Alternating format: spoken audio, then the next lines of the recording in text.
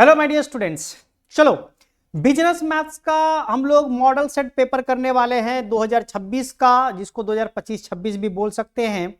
MCQ सारे question को देखने वाले हैं हम लोग, जो 30 क्वेश्चन आपके पास है। तो आइए हम लोग एक बार सॉल्व करने का कोशिश करते हैं। पहला क्वेश्चन आपके सामने है कि how many terms are there in AP 20, 25, 30, इस तरह का हमारे पास 100 तक का। तो आपको पता होना चाहिए कि जब हमारे पास फर्स्ट टर्म और लास्ट टर्म इस तरह का दिया हो और डिफरेंस भी पता हो, तो नंबर ऑफ टर्म्स निकालने का एक फॉर्मूला होता है, एन का फॉर्मूला होता है last term minus first term divide by difference और प्लस 1। ये हमारा फॉर्मूला होता है। तो यहां पे बस सॉल्व कर दो। अब क्या करना है हम लोग को, बोलेंगे लास्ट टर्म हमारा 100 है तो 100 लिखेंगे, माइनस फर्स्ट टर्म हमारा 20 है, डिफरेंस देखो 5 का डिफरेंस है, और प्लस 1 कर देंगे। बस इसको सॉल्व कर देते हैं। ऊपर में आएगा 80 divide by 5 plus 1, 80 divide by 5 करेंगे तो 16 और प्लस 1 करेंगे तो 17, मतलब इसका राइट आंसर होगा 17। आई बात समझ में? चलिए नेक्स्ट क्वेश्चन में चलते हैं। बोला है find the value of k if 5K11 are in AP. आपको ध्यान में होगा ये सब बात कि अगर एपी सीरीज हमारे पास होता है, मतलब A, B, C इस तरह का टर्म में होता है, तो यहां पे B का वैल्यू जो होता है वो A plus C divide by 2 ये होता है B का वैल्यू। तो यहां पे एपी सीरीज में 3 टर्म दिया हुआ है, जहां पे B यानी K का वैल्यू निकालना है, तो देयरफॉर बोल सकते हैं K का वैल्यू जो होगा वो A और C मतलब 5 और 11 को हम लोग ऐड करके और 2 से डिवाइड कर देंगे, तो ये हो जाएगा 16 डिवाइड बाई 2 मतलब 8। तो इसका राइट आंसर आपका हो जाएगा 8 यानी डी। क्लियर है बात? नेक्स्ट हम लोग बात करते हैं 4 और 9 का गुणोत्तर माध्य ज्ञात कीजिए। तो ठीक है, यहां पे ज्योमेट्रिक मीन पूछा गया है। तो अगर आपको ज्योमेट्रिक मीन पूछा जाए तो ज्योमेट्रिक मीन का फॉर्मूला होता है दो टर्म के बीच का रूट ओवर ए बी। मतलब आपके पास यहां पे क्या करना है, रूट दे देना है और यहां पे ए बी को मल्टीप्लाई कर देना है। तो बताओ 4 × 9 और इसके ऊपर रूट लगा देना है, ये हो जाएगा 36 का रूट मतलब 6। तो इसका राइट आंसर 6 हो जाएगा। नेक्स्ट 4 नंबर क्वेश्चन बोलता है फिफ्थ टर्म बताना है, सीक्वेंस जो आपका दिया हुआ है 4, 12, 36 और ये। तो आपको ये ध्यान में रखना पड़ेगा कि यहां पे आपका कौन सा सीरीज दिया हुआ है। ये सीरीज हम लोग को एपी नहीं जीपी दिख रहा है, क्योंकि यहां पे मल्टीप्लीकेशन किया हुआ है। देखो 4 में से 3 मल्टीप्लाई करेंगे तो 12, 12 में से 3 मल्टीप्लाई करेंगे तो 36। तो बताओ 36 में से अगर 3 मल्टीप्लाई करेंगे तो कितना होगा, बोलेंगे 108, और 108 में 3 मल्टीप्लाई करेंगे तो कितना होगा 324। मतलब अगर हम लोग को पांचवा टर्म बोला है, फिफ्थ टर्म बोला है, तो 324 इसका राइट आंसर हो जाएगा। लेकिन अगर हम लोग इसको फॉर्मूला में पुट करके सॉल्व करना चाहेंगे तो किस तरह से होगा, तो आपको यह भी बात पता होना चाहिए कि अगर फिफ्थ टर्म निकालना है जीपी का, तो फिफ्थ टर्म का फॉर्मूला होता है a इंटू आर का पावर n-1। मतलब फिफ्थ टर्म निकालना है तो 4 हो जाएगा पावर में, n-1 मतलब 5 - 1 मतलब 4 हो जाएगा। और a का मतलब फर्स्ट टर्म होता है, फर्स्ट टर्म आपका 4 है। आर यहां पे होता है रेशियो मतलब जितना से मल्टीप्लाई किया गया है तुम्हारा यहां पे, तो रेशियो देखो यहां पे 3 का है, 3 और पावर में हो जाएगा 4। तो यहां पे 4 × 3 का पावर 4 करोगे 81, और 81 को 4 से इंटू करोगे 324 आ जाएगा। यही 324 आंसर हो जाएगा। ठीक है, नेक्स्ट 5 नंबर क्वेश्चन में आते हैं। आपको हार्मोनिक मीन निकालने बोला है 3/8 और 4 का। तो जब दो नंबर के बीच का हार्मोनिक मीन निकालना होता है तो इसका फॉर्मूला होता है 2ab divided by a plus b। इस फॉर्मूला पे पुट करके हमारा हार्मोनिक निकलता है, हार्मोनिक मीन। तो बताओ यहां पे 2 × a × b, a का वैल्यू है 3/8 और b का वैल्यू है 4। डिवाइड करेंगे a प्लस b से, 3/8 प्लस 4 से। अब यहां पे इसको एलसीएम लेके सॉल्व करना पड़ेगा, और ऊपर में अगर सॉल्व करेंगे तो 4 × 2 = 8 और 8 कैंसिल हो जाएगा ऊपर नीचे। तो हमारे पास ऊपर बचेगा 3 और नीचे बचेगा, इसको अगर सॉल्व करेंगे तो 8 एलसीएम, ये हो जाएगा 3 + 32, मतलब हो जाएगा 3 डिवाइड बाय 35/8। 8 चला जाएगा ऊपर, तो 3 × 8 डिवाइड बाय 35 यानी 24 डिवाइड बाय 35। इसका right answer A number point हो जाएगा। आई बात समझ में? चलिए नेक्स्ट क्वेश्चन में देखते हैं, question number 6, how to find harmonic mean. अभी तो हम लोग हार्मोनिक मीन का फॉर्मूला पुट किए, 2ab divide by a plus b होता है इसका हार्मोनिक मीन का फॉर्मूला। नेक्स्ट 7 नंबर में आपके आपके पास दिया हुआ है 10C6। आपको एक बात पता चला होगा कि आप कॉम्बिनेशन जब पढ़े होगे तो 10C6 का वही वैल्यू आता है, वही आंसर आता है जो 10C4 का वैल्यू आता है। मतलब 10 में से 6 को माइनस करोगे तो 4 होता है, तो नीचे 4 वाले का भी वैल्यू वही आएगा। ठीक है, चलिए बताइए इसका आंसर कितना होगा। अगर इसको सॉल्व किया जाएगा तो कैसे सॉल्व करेंगे, हम 10C6 को ही सॉल्व करके बता देते हैं। तो जब कॉम्बिनेशन वाला होता है तो 10C6 का मतलब हो गया 10 into 9 into 8 into 7 into 6 into 5, मतलब नीचे 6 है तो 6 नंबर में हम लोग को फैक्टर में ब्रेक करना है और वो भी एक एक करके माइनस करते हुए जाना है। तो देखो यहां पे 6 नंबर लिख दिए हम लोग लगातार। उसके बाद डिवाइड करेंगे, नीचे हमारा 6 से स्टार्ट होगा, 6 into 5 into 4 into 3 into 2 into 1। अगर आपको यह तरीका पता है तो ठीक है, नहीं पता तो हम बता दें एक छोटा सा एग्जांपल लेके कि अगर 8C2 दिया हुआ है तो 8 से 2 पीछे आना है हम लोग को, 8 और 7, बस यही 2 फैक्टर लिखना है हम लोग को, 8 और 7, और नीचे हम लोग को 2 से स्टार्ट करना है, 2 और 1 लिख देना है और फिर इसको सॉल्व कर देना है। सेम उसी तरह से 10C6 है तो 10 से 6 पीछे आएंगे हम लोग, 10 को लेके तो 6 फैक्टर हो गया, और वही 6 से हम लोग नीचे स्टार्ट करेंगे, 1 तक जाएंगे और फिर हम लोग कैंसिल आउट करेंगे और कैंसिल करके देखते हैं तो 6 6 कैंसिल, 5 5 कैंसिल, 4 2 जा 8 कैंसिल और 3 3 जा 9 कट गया। तो बच क्या गया, बच गया 10 इंटू 3 इंटू 7, सबको मल्टीप्लाई करेंगे तो 210 आता है, तो इसका राइट आंसर 210 हो जाएगा। नेक्स्ट आते हैं 8 नंबर क्वेश्चन। 8 नंबर क्वेश्चन में बोला है कि अगर संडे वर्ड को अरेंज किया जाए, अगर संडे वर्ड को अरेंज किया जाए कितने लेटर को लेके, टेकन 2 एट अ टाइम, 2 को लेके, तो कितना अरेंजमेंट हो सकता है, कितना वर्ड्स बन सकता है। तो ध्यान रखना संडे में आपके पास टोटल कितना लेटर्स है, तो 6 लेटर्स है। इसका मतलब NP2 अरेंजमेंट के टाइम में हम लोग को परमुटेशन लगाना पड़ता है तो P लगाना पड़ता है, तो NP2 हो जाएगा। NPR के जगह यहां पे हम लोग क्या लिखेंगे, तो बोलेंगे N हमारे पास 6 है, परमुटेशन 2 क्यों, क्योंकि 2 को लेके सॉल्व करना है। तो हम लोग जैसे भी कॉम्बिनेशन वाले में बताए सेम वही प्रोसेस यूज करना है। जैसे हम लोग को 6 से 2 बार पीछे आना है, मतलब 6 और 5 हो जाएगा बस। परमुटेशन में डिवाइड नहीं करना होता है, कॉम्बिनेशन में डिवाइड भी करना होता है। यहां पे सिर्फ मल्टीप्लाई करके छोड़ दोगे, तो 6 को 5 से मल्टीप्लाई करेंगे 30 हो जाएगा, तो 30 इसका आंसर हो जाएगा। ये एमसीक्यू के लिए शॉर्टकट तरीका बताया जा रहा है, ध्यान रखना। अगर हम लोग इसको सब्जेक्टिव फॉर्म में अगर सॉल्व करते तो इतना आसानी से नहीं करना होता, वहां पे फॉर्मूला पे पुट करके करना पड़ता। लेकिन एमसीक्यू में इस तरह का क्वेश्चन अगर पूछता है तो हम लोग को शॉर्टकट तरीका लगा देना है, ये प्रोसेस। नेक्स्ट 9 नंबर क्वेश्चन हमारा मिसप्रिंट है। क्वेश्चन में या तो आंसर गलत दिया हुआ है या तो क्वेश्चन गलत दिया हुआ है, क्योंकि अगर इस क्वेश्चन को सॉल्व किया जाएगा तो हम लोग जानते हैं कि डिटरमिनेंट्स को 2/2 का फॉर्म में जब रहता है तो सॉल्व करने का तरीका होता है क्रॉस मल्टीप्लाई। मतलब 1 को -a से करेंगे तो -a होगा, और a को a से करेंगे तो a स्क्वायर होगा माइनस में। तो इसको अगर सॉल्व किया जाएगा तो -a कॉमन आ जाएगा, तो 1 + a इसका राइट आंसर हो जाएगा, जो कि ऑप्शन में नहीं है। तो इसीलिए या तो क्वेश्चन गलत है या तो ऑप्शन हमारे पास नहीं है वैसा। ठीक है, तो इस क्वेश्चन को हम लोग स्किप कर सकते हैं, छोड़ सकते हैं। नेक्स्ट क्वेश्चन नंबर 10 में आते हैं। क्वेश्चन नंबर 10 में बोला how is the shape of determinants. Determinants का शेप क्या होता है। शेप बोलने का मतलब यह होता है कि आपका किस तरह का डिटरमिनेंट्स का फॉर्मेट होता है, मतलब एलिमेंट्स किस तरह से दिखते हैं। तो ये आपका स्क्वायर शेप में होता है। कौन सा शेप में, स्क्वायर। बोलने का मतलब ये हुआ कि जितने आपके पास रो होंगे उतना ही कॉलम होगा, 2/2 के फॉर्म में, या तो 3/3 के फॉर्म में, या तो 4/4 के फॉर्म में। मतलब जितना रो रहेगा उतना कॉलम्स रहेगा, तो उसको स्क्वायर फॉर्म बोलते हैं। तो इसलिए स्क्वायर शेप में इसका शेप होता है। ठीक है, उसके बाद नेक्स्ट बोला है कि matrix with equal number of row and column is called. बताओ जिसमें हम लोग का रो और कॉलम इक्वल होता है, इक्वल नंबर होता है, उसको क्या बोलते हैं। अभी तो हम लोग बात की उसको स्क्वायर मैट्रिक्स बोलते हैं, स्क्वायर शेप बोलते हैं उसको, है ना। तो ये स्क्वायर मैट्रिक्स का इस तरह का बात होता है। नेक्स्ट अगर बात करें हम लोग यहाँ पे 12 नंबर क्वेश्चन में आते हैं। तो 12 नंबर में हमारे पास ये क्वेश्चन दिया हुआ है और बोला है एक्स वाई और जेड का वैल्यू बताओ। तो जब भी दो मैट्रिक्स इक्वल हो, जब भी दो मैट्रिक्स इक्वल हो, मतलब पहला एलिमेंट पहले एलिमेंट के बराबर, दूसरा एलिमेंट दूसरा एलिमेंट के बराबर, तीसरा एलिमेंट तीसरे के बराबर, चौथा एलिमेंट चौथे के बराबर, ऐसा होता है। तो बताओ यहाँ पे कि अगर हम लोग 1 के बराबर करेंगे तो y होगा, मतलब y = 1 आ गया। उसी तरह से 2 के बराबर z होगा, मतलब z = 2 हो गया। उसी तरह से x के बराबर 5 होगा, मतलब x = 5 हो गया। और 3 के बराबर 3 तो ऑलरेडी हमारे पास पता ही है। तो बताओ x का वैल्यू 5, x का वैल्यू 5, y का वैल्यू 1 और z का वैल्यू 2, मतलब ए नंबर ऑप्शन हमारा राइट होगा। आई बात समझ में। चलिए नेक्स्ट देखते हैं 13 number question. Example of equivalent sets is, बताओ कौन सा एग्जाम्पल हमारा इक्विवेलेंट सेट का है। तो इक्विवेलेंट सेट क्या होता है पहले इसके बारे में जान लेते हैं।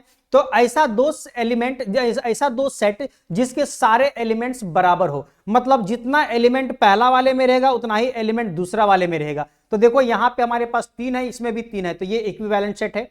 इसमें 2 है, इसमें भी 2 है, ये भी इक्विवेलेंट सेट है। इसमें 2 है, इसमें 2 है, ये भी हमारा इक्विवेलेंट सेट है। मतलब 13 का डी नंबर ऑप्शन हो जाएगा, क्योंकि सारे के सारे हमारे पास इक्विवेलेंट सेट्स है, क्योंकि सबके एलिमेंट बराबर है।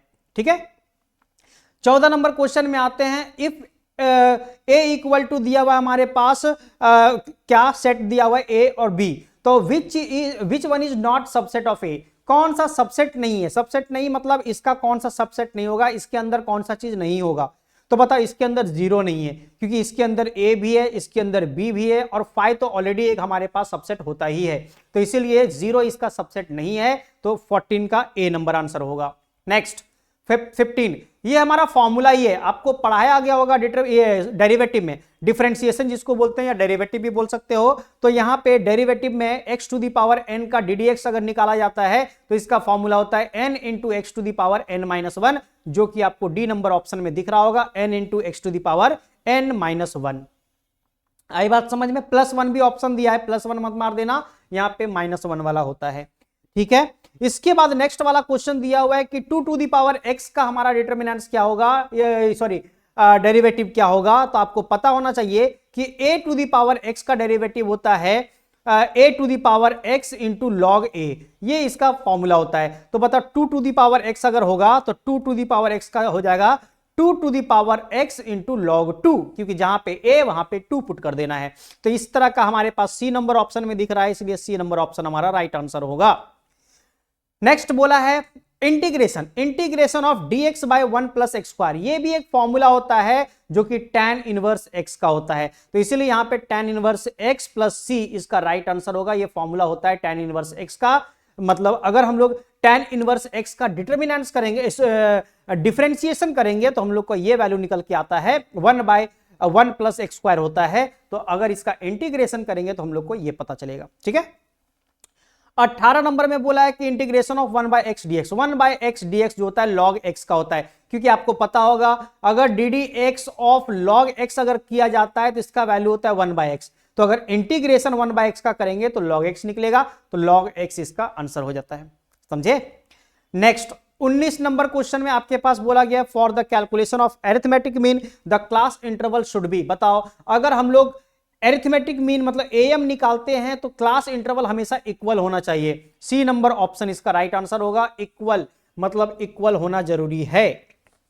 नेक्स्ट द सम ऑफ क्या है, sum of derivation of individual observation of a series is 0 from, अच्छा मतलब सम ऑफ डेविएशन होता है, डेरिवेशन नहीं होता है। सम ऑफ डेविएशन जब हम लोग ऑब्जर्वेशंस को लेके सॉल्व करते हैं तो उसका सम निकालने के बाद डेविएशन का सम निकालेंगे तो 0 निकलेगा। वो कब हो सकता है? जब आप सीरीज को लोगे मीन से लेकर के सॉल्व करोगे तब उसका निकल के आएगा 0।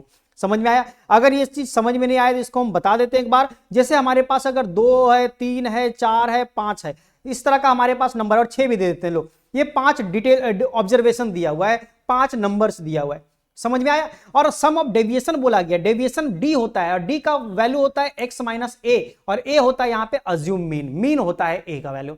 मतलब सबसे पहले इसका मीन निकालो। बताओ अगर 2 3 4 5 6 का मीन निकालेंगे मतलब सबको ऐड करना पड़ेगा, 2 3 4 5 6 और 5 नंबर है, 5 से डिवाइड कर दो। बताओ 6 5 11 4 15, 15 और 5 20, 20 बाई 5 करते हैं तो 4, यानी इसका मीन निकल गया 4। तो अगर डी निकालेंगे तो हम लोग को x माइनस 4 करना पड़ेगा। तो x माइनस 4 मतलब 2 माइनस 4, 2 माइनस 4 करोगे -2, 3 माइनस 4 करोगे -1, 4 माइनस 4 करोगे 0, 5 माइनस 4 करोगे 1, और 6 माइनस 4 करोगे तो 2, और फिर सबको टोटल करोगे तो 0 आएगा। वही बोला गया था सम ऑफ डेविएशन। तो डी का टोटल 0 कब होगा? जब हम लोग ऑब्जर्वेशन का मीन से बात करेंगे, मतलब मीन निकाल के काम करेंगे तब हमारा 0 आता है।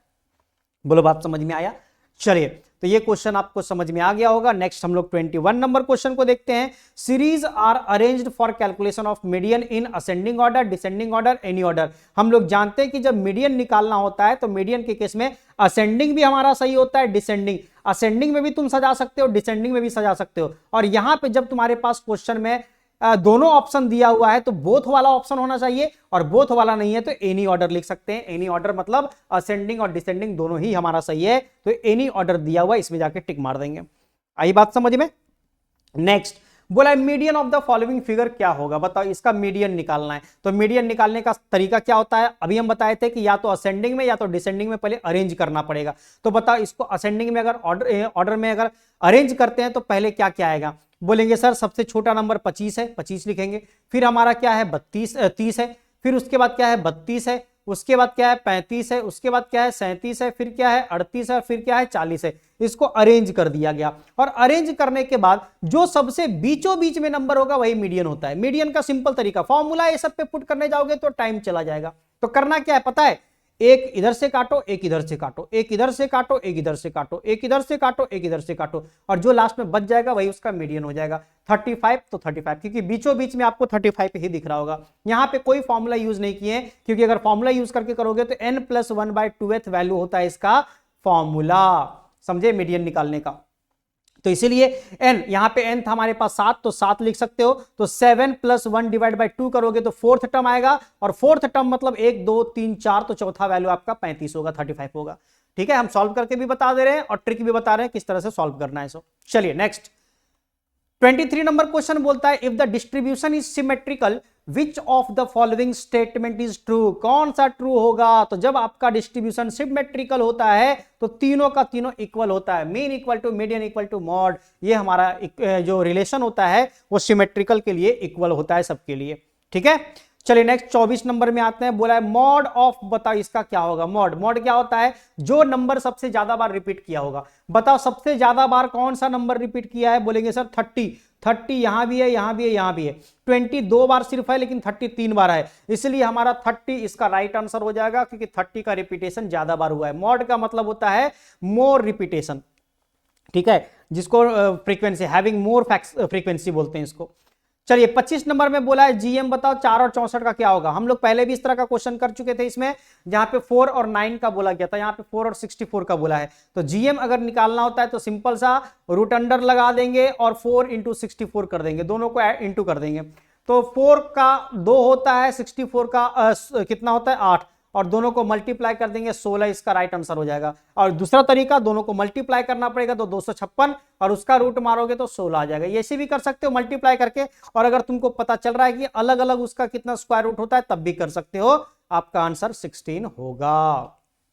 नेक्स्ट बोला है 26 नंबर क्वेश्चन में 2 और -6 का गुणोत्तर माध्य क्या होगा। मतलब ज्योमेट्रिक मीन पूछा गया आपको, ऑब्जर्वेशन 2 और -6 का आपको पता होना चाहिए। अगर जीएम निकालते हैं 2 नंबर का तो हम लोग को करना पड़ता है √AB, और रूट में अगर 2 × -6 करेंगे तो -12 हो जाता है, और -12 का रूट हम लोग नहीं निकाल पाते हैं, ऐसा ऑप्शन दिया ही नहीं है, इसलिए कोई नहीं इसका आंसर हो जाएगा, नन ऑफ दिस, क्योंकि ये इमेजिनरी होता है। ये क्या होता है, इमेजिनरी होता है, तो इसीलिए इसका आंसर नहीं आएगा, कोई नहीं, इसका नन ऑफ दिस हो जाएगा। नेक्स्ट 27 नंबर वाले का बोला है average speed can be calculated by, बताओ एवरेज स्पीड जो निकलता है वो कौन सा फॉर्मूला लगा के करते हैं हम लोग, arithmetic mean, geometric mean, harmonic mean, कौन सा। तो इसका राइट आंसर होगा हार्मोनिक मीन, क्योंकि एचएम में फॉर्मूला जो होता है वो 2AB / A+B होता है, और यही फॉर्मूला यूज किया जाता है एवरेज स्पीड निकालते वक्त, समझे। तो इसीलिए हार्मोनिक मीन का फॉर्मूला हम लोग का एवरेज स्पीड निकालने का काम करता है, तो इसका राइट आंसर हो जाएगा harmonic mean. Next 28 number question देखते हैं। Trend analysis refers to long term tendency to, बताओ इंक्रीजिंग ओनली, डिक्रीजिंग ओनली, या आइदर इंक्रीज और डिक्रीज। यहां पे जो ट्रेंड एनालिसिस होता है वो कभी हमारा बढ़ता भी है, कभी हमारा घटता भी है, इसलिए दोनों इसका राइट आंसर होगा। मतलब इंक्रीज भी करता है, डिक्रीज भी करता है, क्योंकि ये लॉन्ग टर्म टेंडेंसी है। लॉन्ग टर्म टेंडेंसी में इंक्रीज डिक्रीज दोनों होता है, ठीक है। नेक्स्ट 29 नंबर क्वेश्चन बोलता है what will be the probability of getting odd numbers if a dice is throne. बताओ डाइस में 6 नंबर होता है, डाइस में 6 नंबर होता है, 1 2 3 4 5 6। हम लिख के बता देते हैं 1 2 3 4 5 6, ये 6 नंबर होता है डाइस में। अरे डाइस मतलब लूडो वाला गोटी, ठीक है, तो इसका हमारे पास होता है 6, और उसमें बोला ऑड नंबर होने का कितना चांस है। ऑड नंबर कौन कौन होता है, 1, 3 और 5। तो इसका मतलब 3 नंबर हमारा आने का चांसेस है। तो बताओ 3 आने का चांस है कितने में, 6 में। तो 3/6 इसका 1/2 आंसर होगा। 1/2 कहां पे दिख रहा है, ए नंबर में दिख रहा है, तो 1/2 इसका राइट आंसर हो जाएगा।